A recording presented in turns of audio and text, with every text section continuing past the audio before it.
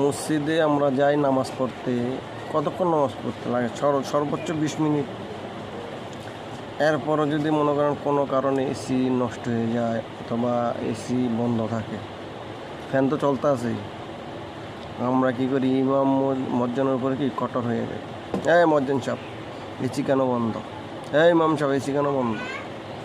কেন এটা কেন করবো বলেন? আপনারা মসজিদে নামাজ পড়তে যান নাকি আরাম করতে যান?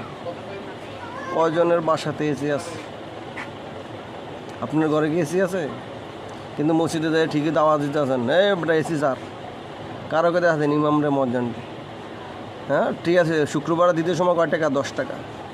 মাল নিয়ে 10 টাকা, সর্বোচ্চ 20 টাকা, আর বেশি দিতেন না।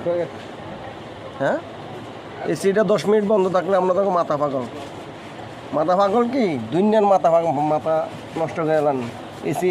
এসি খারাপ হইলে দিতে সময় তখন 10 টাকা, এমন দেখেন মাতবুরি। আপনার ঘরে আপনার এসি আছে নি? এই যে রাতে 3-4 ঘন্টা 10 ঘন্টা 20 ঘন্টা ঘুমান এসি আছে? তাহলে মসজিদে গুতান খালি এসি সারেন।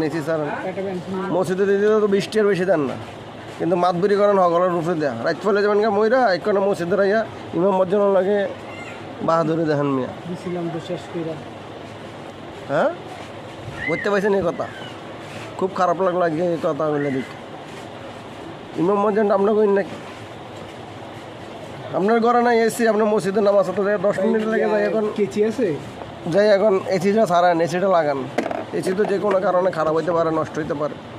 আপনারা আবার কি টিনু সাহেবের কাছে যাইয়া গেছেন কি এসির লেগে সারে ইমাম মজ্জান শীতে ফাড়াইলা আমাকে ইয়া করতে পারি না, বারান্দা নামাজ পড়া লাগে এসি সারে।